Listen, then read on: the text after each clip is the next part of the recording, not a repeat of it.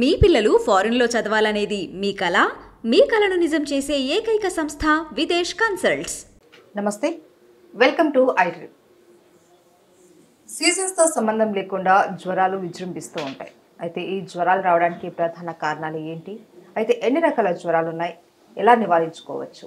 దీని గురించి తెలియజేయడానికి మనతో పాటు ఉన్నారు ప్రముఖ ఆయుర్వేద వైద్య నిపుణులు డాక్టర్ బాలకిషన్ గారు. వారితో మాట్లాడి తెలుసుకుందాం. నమస్తే సార్. నమస్కారం సార్, ఫీవర్స్ అన్నవి ఒకప్పుడైతే ఒక సీజన్ ఉండేది, దానికి ఆ సీజన్ రాగానే ఫీవర్స్ ఎక్కువ వస్తాయి అనేసి జాగ్రత్తగా ఉండేవాళ్ళు. కానీ ఇప్పుడు అలా కాదు, సీజన్తో సంబంధం లేకుండా ఎప్పుడు పడితే అప్పుడు రకరకాల జ్వరాలు వస్తూ ఉన్నాయి. ఏంటి సార్ రీజన్ ఏంటి ఫీవర్స్ రావడానికి? రీజన్ ఏంటి అంటే ఇప్పుడు మనం తీసుకునేటటువంటి ఆహారం, జీవన పరిస్థితులు, ఇప్పుడు ఉన్నటువంటి జీవిస్తున్న జీవన విధానం, ఈ మార్పుల వల్ల ప్రకృతి కూడా అదుపు తప్పింది, వాతావరణ పరిస్థితులు కూడా అదుపు తప్పాయి.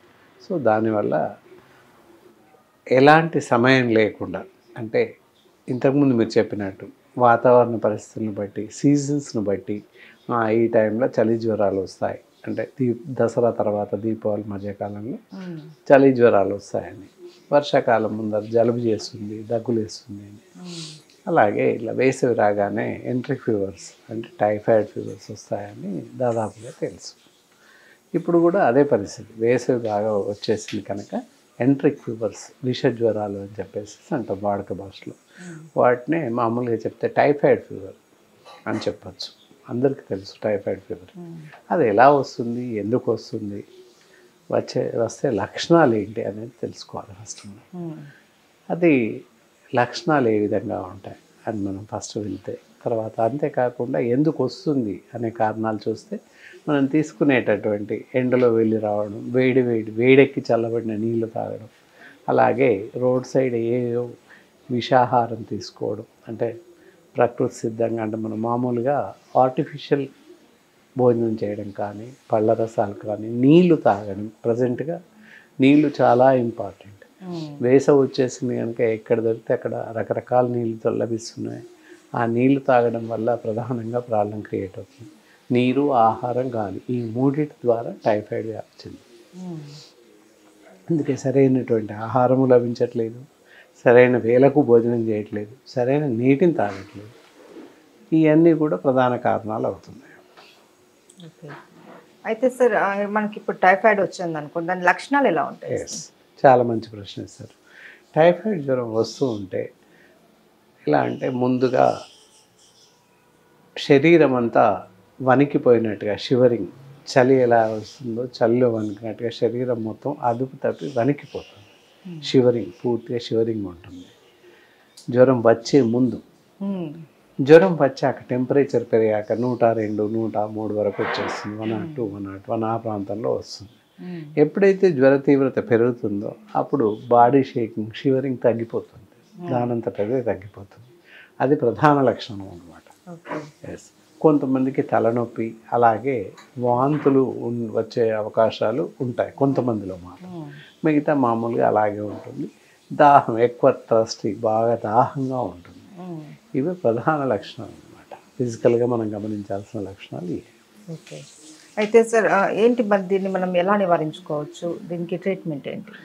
ఇలా వస్తే ఎప్పుడైతే ఇప్పుడు ఇందాక చెప్పినట్టు మనం ఇంట్లోనే అయితే కొన్ని జాగ్రత్తలు తీసుకొని జ్వర తీవ్రతను తగ్గించుకోవచ్చు. ఎప్పుడైతే జ్వరం వస్తుంది, అలా ఎక్కువ వేడిలో వెళ్ళకుండా, వేడి పదార్థాలు తినకుండా, జ్వరం వస్తుంది కదా, వచ్చాక చాలా జాగ్రత్తలు పాటించాలి. ఎప్పుడైతే ఒక వ్యక్తికి ఇంట్లో, ఒక కుటుంబంలో ఒక వ్యక్తికి వస్తే వారికి సపరేట్గా ఒక రూమ్, గది కేటాయించాల్సిన అవసరం ఉంటుంది. గాలి, వెలుతురు ధారాళంగా ఉండేలాగా చూసుకోవాలి. వారికి ఇస్తున్నటువంటి ఆహారం కానీ ఇతరత్ర పరిశుభ్రంగా ఉండాలి. ఇచ్చే వాళ్ళు కూడా తగిన జాగ్రత్తలు పాటించాల్సిన అవసరం ఉంటుంది. ఒక ఇంట్లో ఒక వ్యక్తికి వస్తే ఆ ఇల్లు మొత్తం అందరికీ వస్తుంది వరుసన. Virus, that is the one of type. So S typhoid అని చెప్పేసి, ఓ టైఫాయిడ్, ఇలా ఈ విధంగా ఉంటాయి. AHBH టైఫాయిడ్ వైరస్ అన్నమాట. సో దానివల్ల టైఫాయిడ్ ఫీవర్ కలుగుతుంది. కాబట్టి జాగ్రత్తగా ఉంటూ వాళ్ళకి సపర్యలు చేయాల్సిన అవసరం ఉంటుంది. సార్, ఆయుర్వేదంలో దీనికి ఏంటి సార్ మెడిసిన్? చాలా మంచి మెడిసిన్స్ ఉంటాయి. ఫస్ట్ ముందు జాగ్రత్త చర్యగా ఎప్పుడైతే జ్వరం వస్తుందో ఇంట్లో ఏంటంటే అప్పటికప్పుడుగా నీళ్ళలో తడిపిన తడిగుడ్డతో ఒళ్ళంతా తడుపుతూ ఉండాలి. ఎవ్రీ జ్వరం తీవ్రత పెరిగిన ప్రతిసారి గంటకి ఒళ్ళంతా తల నుంచి కాళ్ళ వరకు తడుపుతూ ఉండాలి ప్రతిసారి. తర్వాత అలక్ష్యం అది ఏం చేయకుండా వెంటనే డాక్టర్స్కి ఆయుర్వేద వైద్యులు సంప్రదించినట్లయితే దానికి సరిపడేటటువంటి బెస్ట్ మంచి మందులు ఇవ్వడానికి అవకాశం ఉంది. అంతేకాని వాళ్ళంతట వాళ్ళుగా మెడికల్ షాప్కి వెళ్ళి సొంత వైద్యం చేసుకోవడం చాలా ప్రమాదానికి దారితీస్తుంది. కాబట్టి జ్వరం గోళీలు వేసుకోకపోవడం చాలా మంచిది అని ఇక్కడ చెప్పవచ్చు. సో ఫస్ట్ డాక్టర్ని తప్పకుండా కలవాలి. కలిసినట్లయితే మా అలాంటి ఎక్స్పర్ట్స్ ఆయుర్వేద వైద్య నిపుణులను సంప్రదించినట్లయితే చాలా మంచి ఔషధాలు ఉన్నాయి, పూర్తిగా తగ్గించే అవకాశం ఉంది. దానికి గాను ఆయుర్వేదంలో ఆనంద భైరవి, జ్వరాహరిణి, అలాగే ఫీవర్ ఎక్స్ ట్యాబ్లెట్స్, ఇలా రకరకాల ట్యాబ్లెట్స్ ఉన్నాయి.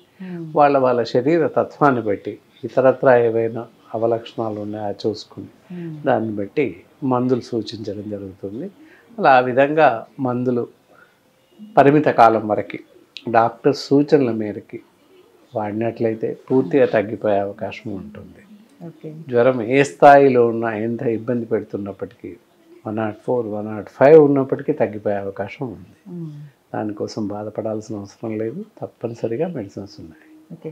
టైఫాయిడ్ ఫీవర్ ఉన్నప్పుడు ఏదైనా ఆహార పదార్థాలు అవాయిడ్ చేయడం లాంటివి చేయాలా సార్?